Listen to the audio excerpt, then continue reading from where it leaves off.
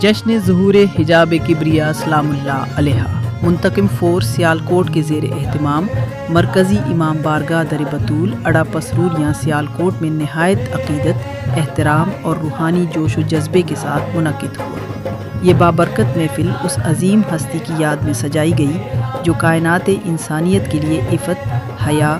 صبر اور عصمت کا کامل نمونہ ہے۔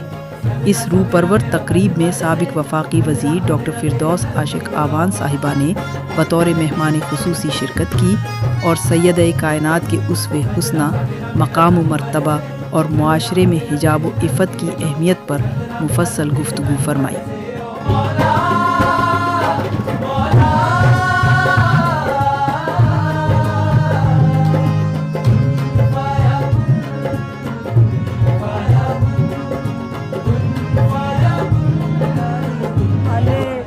نبی نے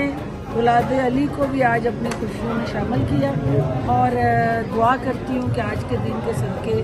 پروردگار پاکستان کے اندر جو افراتفری، پریشانیاں، مشکلات ہیں، پاکستان کے مخالفین جس طرح سے سازشیں کر رہے ہیں اور دہشت گرد ایک دفعہ پھر سر اٹھا رہے ہیں، تو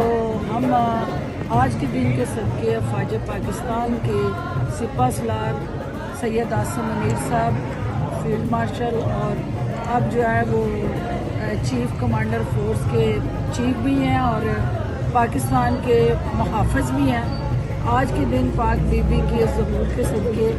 پاک سرزمین کی حفاظت کے لیے محاذوں پہ لڑنے والے میرے ہر جوان کو پروردگار اپنی حفاظت میں رکھے اور پاکستان کا وجود تا قیامت درخشاں، سلامت، تابندہ رہے۔